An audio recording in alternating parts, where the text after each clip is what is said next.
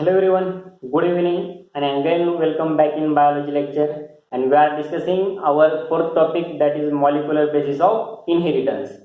Means again I am repeating, I am dealing with the DNA in this chapter. Okay, means again location, structure and function of DNA in this lecture. Yesterday we have seen prokaryote cell. Okay, what is the difference between prokaryote cell and eukaryote cell? What is the difference between these two cells and what is the difference between their DNA structure? And we have seen that is the DNA packaging in prokaryote cell. How DNA is get packed into smaller cell, means 2 to 3 micron cell मध्ये approximately 1.1 mm चा DNA कसा pack होतो, म्हणजे जो spiral shape मध्ये, spiral shape झाल्यानंतर परत त्याचे सुपर कॉइल स्टेट मध्ये, नंतर कंडेन्स स्टेट मध्ये तो कसा त्या सेल मध्ये काय होतो, पॅक होतो अप टू 2 मायक्रॉन पर्यंत. हे आपण काय केले, काल डिस्कस केले. Okay, now in this lecture again we are discussing same topic, DNA packaging, but in eukaryote cell. Eukaryote cell means where eukaryotic cells are present in multicellular organism and prokaryotic cell in unicellular organism. In eukaryotic cell, nucleus is well organized in the cell and nucleus has nuclear membrane and there is histone proteins and some non-histone proteins and DNA present in the nucleus.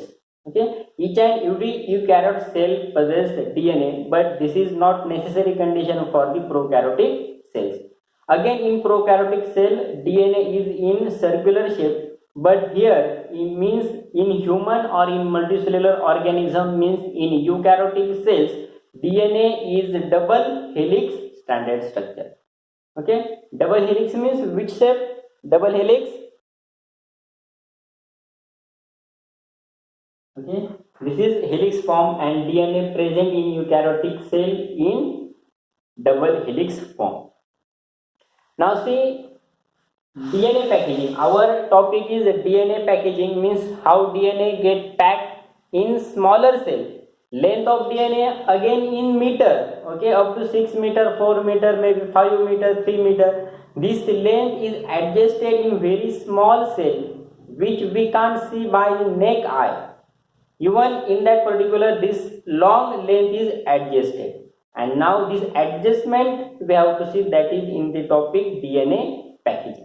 Okay, now see second, that is packaging in eukaryotes. First one, DNA packaging in prokaryotes.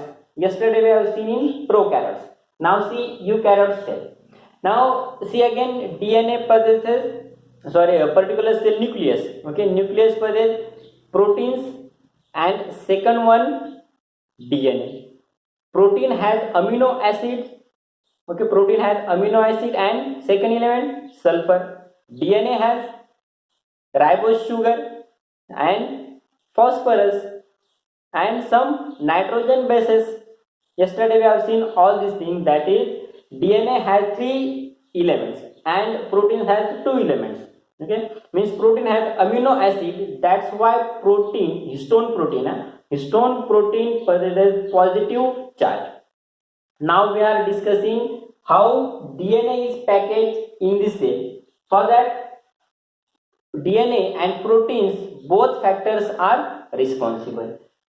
Protein has positively charged because of presence of amino acid. Amino acid present असल्यामुळे जे proteins असणार आहेत त्याच्यावर कोणता charge असणार आहे, positive charge असणार आहे. आणि जे डीएनए हेलिक्स फॉर्म मध्ये, तर डीएनए वरती कोणता चार्ज असणार आहे, निगेटिव्ह चार्ज असणार. ओके, मग आता ज्यावेळेस प्रोटीन सिंथेसिस होते किंवा प्रोटीन काय करतात, जे हिस्टोन प्रोटीन आहे ते त्याचं ऑक्टेमर क्रिएट करतात. ऑक्टेमर म्हणजे 8 मॉलिक्युल्स एक युनिट काय करते, ते बाइंड करते. ओके, प्रोटीनचे किती मॉलिक्युल्स बाइंड होतात, 8 मॉलिक्युल्स बाइंड होतात आणि ते काय करतात, ऑक्टेमर बनवतात. त्यालाच काय म्हणतो आपण, हिस्टोन ऑक्टेमर म्हणायचं. Histone octamer.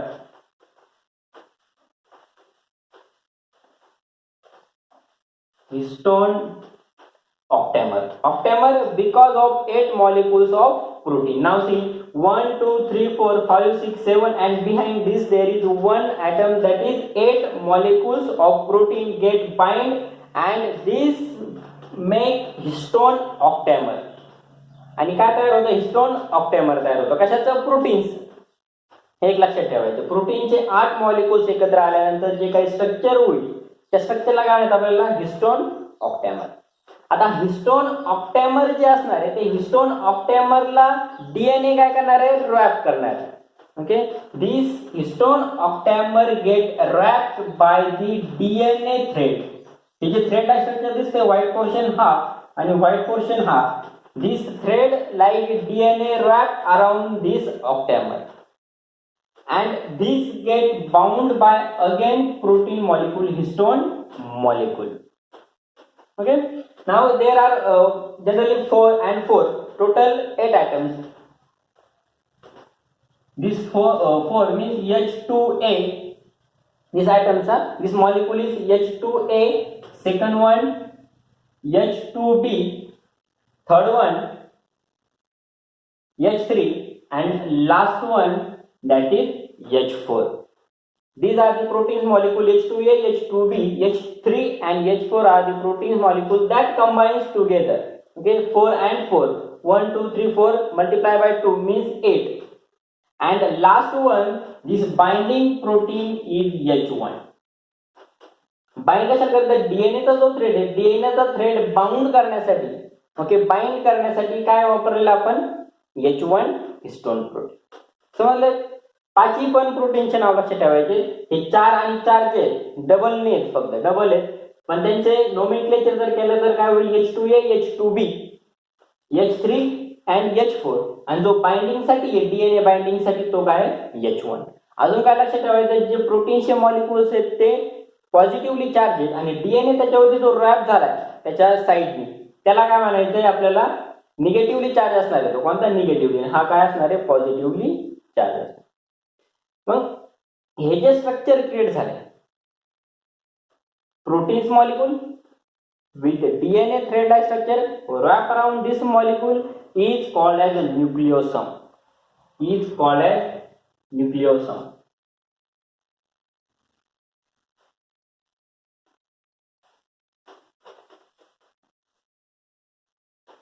Remember the name.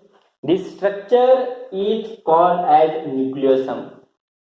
8 molecules of protein, thread-like DNA structure, and again one protein molecule for binding this thread-like structure of DNA. This whole structure is called as nucleosome.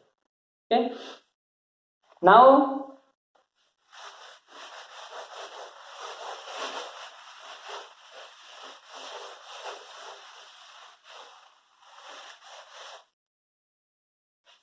each nucleosome.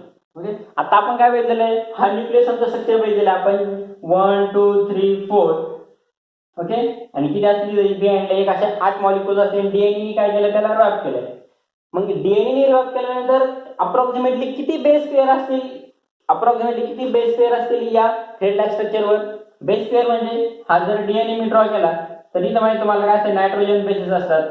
Okay, ॲडेनाइन, ग्युआनाइन, ते मी detail मध्ये नंतर बघणार आहे आपण. तर हे काय, jeans आहे. फॉर एक्झाम्पल बेस पेअर म्हणजे काय, जीनचे पेअर आहेत, असं जर लक्ष घेतलं तरी चालेल. आता हे जीन्सचे जर पेअर असतील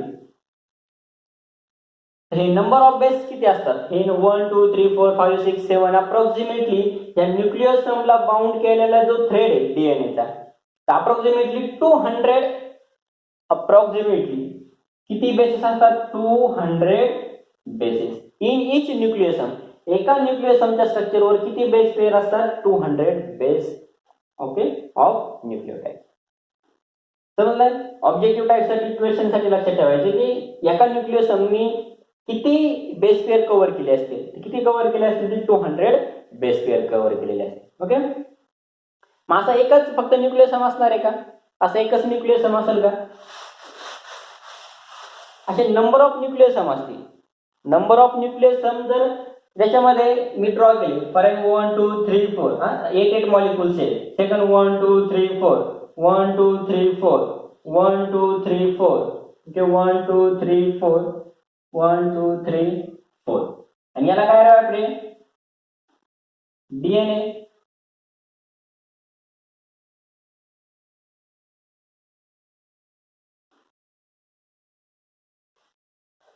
म्हणजे आता मी जर 6 न्यूक्लियोसम जर कन्सिडर केले, 6 किती 1 2 3 4 5 6 7 झाले, याच्यामध्ये समजा 6 न्यूक्लियोसम काय केलेले मी कन्सिडर केलेले. तर 6 न्यूक्लियोसम जर असतील तर ह्या थ्रेड लाईक स्ट्रक्चर जे असेल तर हे कशाचं लाईक स्ट्रक्चर दिसत आहे तुम्हाला, बीड्स ऑन स्ट्रिंग. हे स्ट्रक्चर कशासारखं दिसतंय, beads on string. Okay, beads on string. Beads on string means for example एखादी स्ट्रिंग आहे किंवा तुम्ही जर थ्रेड कन्सिडर केला आणि थ्रेडला जर आपण मध्ये मध्ये जर नॉट क्रिएट केला, जर गाठण मारली मध्ये मध्ये मध्ये मध्ये, तर ते दोऱ्याला गाठण मारल्यासारखे स्ट्रक्चर दिसतं की, म्हणजे एक न्यूक्लियोसम दुसरा तिसरा चौथा पाचवा आणि हे काय त्याच्यामध्ये डीएनए. ओके, तर हे स्ट्रक्चर कशासारखं, तर बीड्स ऑन स्ट्रिंग म्हणजे दोऱ्यावरती आपण गाठण मारल्यासारखं स्ट्रक्चर काय दिसतं इथं न्यूक्लियोसमचं दिसतं, जर असे 6 न्यूक्लियस जर आपण काय केले न्यूक्लियोसम कन्सिडर केले तर. ओके, मग यालाच काय म्हणायचं आपल्याला, सोलोनाइड म्हणायचं. ओके, बीड्स ऑन स्ट्रिंग हे जे स्ट्रक्चर असेल याला काय म्हणायचंय, सोलेनॉइड.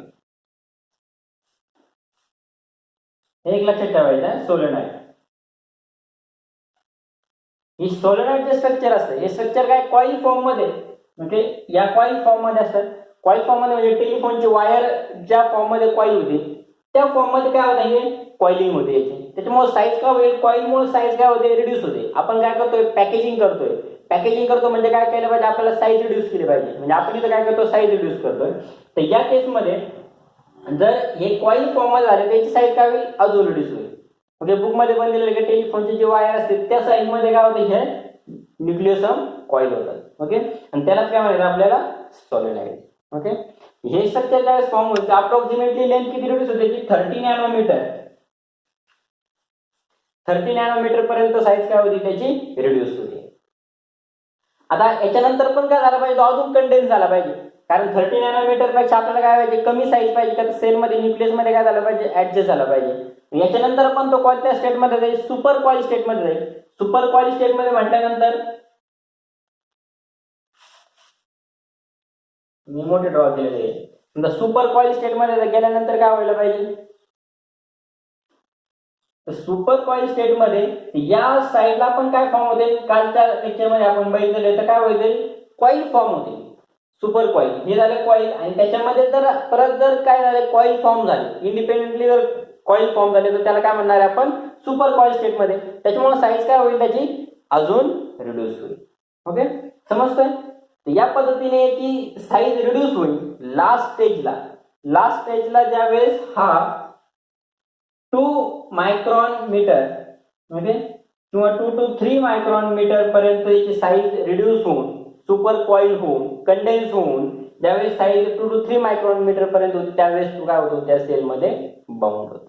ओके, आणि त्यालाच काय म्हणायचं आपल्याला, क्रोमोझोम. त्यावेळेस फायनली ज्यावेळेस साईज रिड्यूस होते by condensation and super coiling, तर फायनली आपण जे स्ट्रक्चर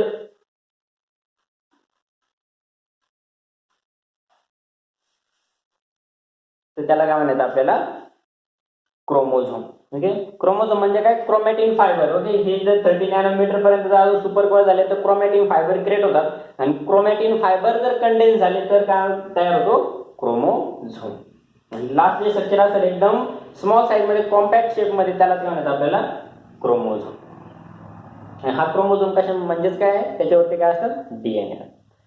समजलं पॅकेजिंग. परत सांगतो कारण प्रो कॅरोट्स पेक्षा ई कॅरोट्सचं महत्वाचं आहे, तेवढंच सांगतो एकदा परत.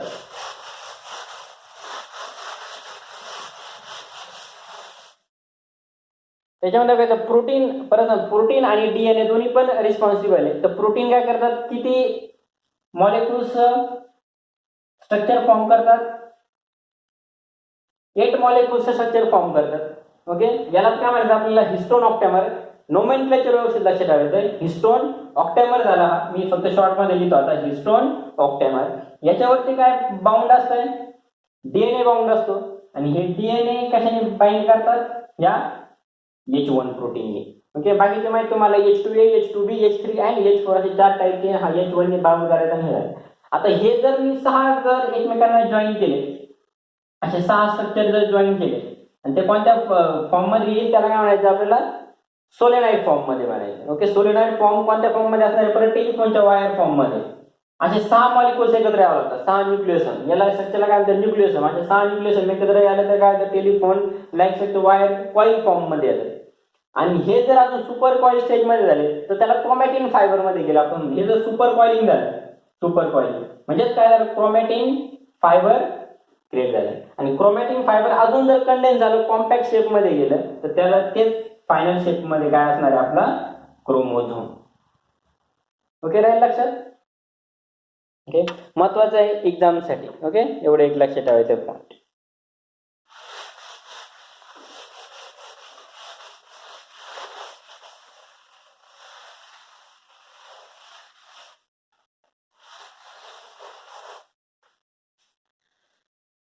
अजून एक पॉईंट याच्यामध्ये, म्हणजे याचा सब पॉईंट काय करायचा आपल्याला डिस्कस करायचा, याचा सब point.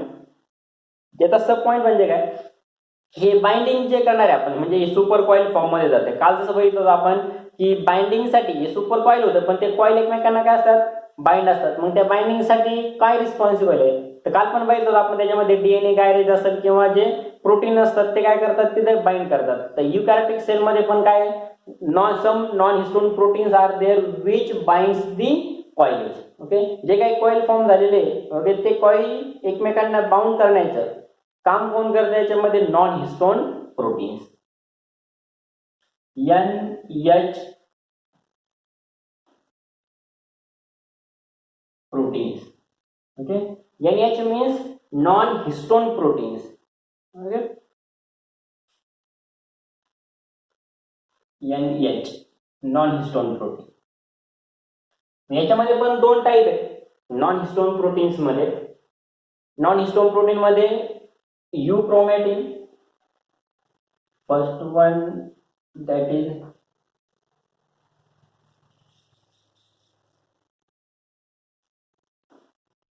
heterochromatin and second one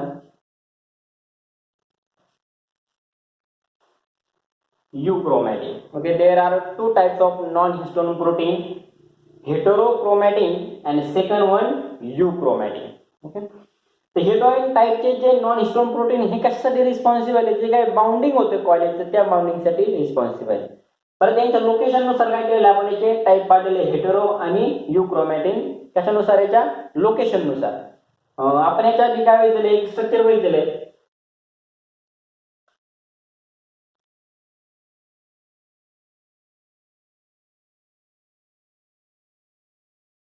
okay, क्रोमोझोमचं structure बघितलं आपण एका लेक्चरला आले.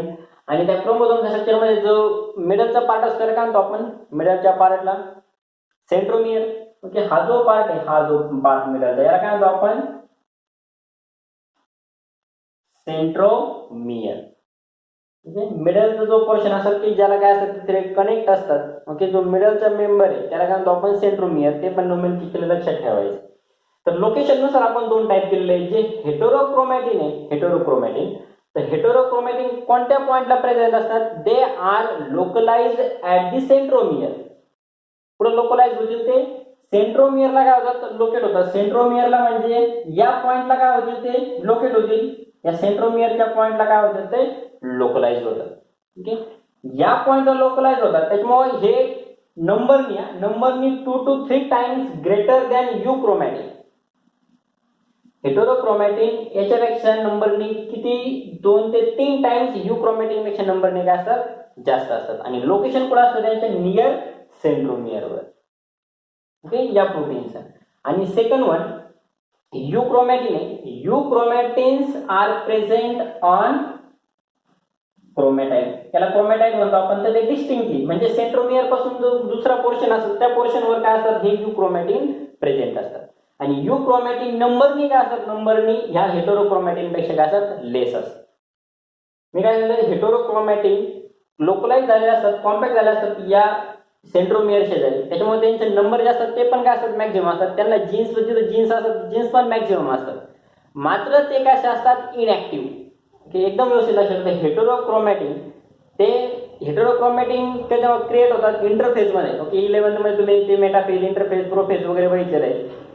ओके, नंतर पण मी सांगेन, पण आता ते हेटेरोक्रोमॅटिन साठी सांगतो मी फक्त की इंटरफेज किंवा जी इनिशियल फेज असतात प्रोफेज, त्या प्रोफेजलाच ते क्रिएट होतात आणि कुठे राहतात, या सेंट्रोमियरला.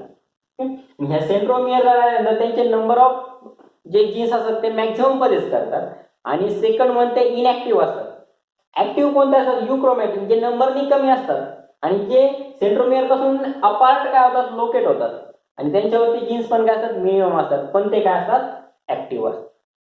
ऍक्टिव्ह इनॅक्टिव्ह नंबरनी लेस नंबरनी जास्त हे सेंट्रोमियर पासून डिस्टंट वर काय होतात लोकेट होतात हे काय असतात सेंट्रोमियर पाशीच लोकेट झालेले असतात. ओके असं दोन्हीमध्ये डिफरन्स काय करायचा आहे लक्षात ठेवा. कोणते प्रोटीन आहे non histone protein heterochromatin and euchromatin. Location आणि ऍक्टिव्ह इनॅक्टिव्ह एवढं लक्षात ठेवायचं त्याच्यामध्ये बाकीचं काही नाही. ओके समजलं. डीएनए पॅकेजिंग यू कॅरोट्स मधलं एकदम महत्वाचं आहे. प्रो कॅरोट्स मध्ये फक्त रफली बघा पण आज जे घेतलं आपण ते प्रो कॅरोट्स मधलं तेवढं एकदा यू कॅरोट्स मधलं तेवढं व्यवस्थित बघायचं आहे. नॉन हिस्टोन प्रोटीनवर तो असं डिटेलमध्ये क्वेश्चन नाही येणार काही पण ऑब्जेक्टिव्ह साठी जर आला त्यांचं लोकेशन कुठे आहे त्यासाठी आला किंवा ऍक्टिव्ह कोण आहे इनॅक्टिव्ह कोण आहे किंवा नंबरनी कोण जास्त असते नंबरनी कोण मिनिमम असतं लोकेशन कोणाचं कुठं असतं हे जर आलं तर त्याच्यासाठी फक्त रफली लक्षात ठेवायचं एक एक लाईन मध्ये. ओके आता नेक्स्ट आपल्याला बघायचं नेक्स्ट पॉईंट आपण नेक्स्ट लेक्चरला बघणार आहे ते पण मेन पॉईंट आहे. म्हणजे आता या चॅप्टरचे मी सुरुवातीला सांगितलं फर्स्ट लेक्चरला सांगितलं होतं की पूर्ण जे चॅप्टर असणार आहे आपलं हे काय कन्सेप्च्युअल आहे आणि प्रत्येक जे लेक्चरमध्ये होणार आहे ते काय एकदम महत्वाचंच. त्याच्यामुळे पुढच्या लेक्चरला आपल्याला एकदम महत्वाचं वाटतं काय बघायचं डीएनए रेप्लिकेशन. त्याच्यावरूनच कळतं डीएनए रेप्लिकेशन म्हणजे डीएनए रेप्लिकेट कसे होतात. ओके एका सेलमधून दुसऱ्या सेलमध्ये कसे ट्रान्सफर होतात. ओके हे फंक्शन आपल्याला बघायचं आहे नेक्स्ट लेक्चरला. ओके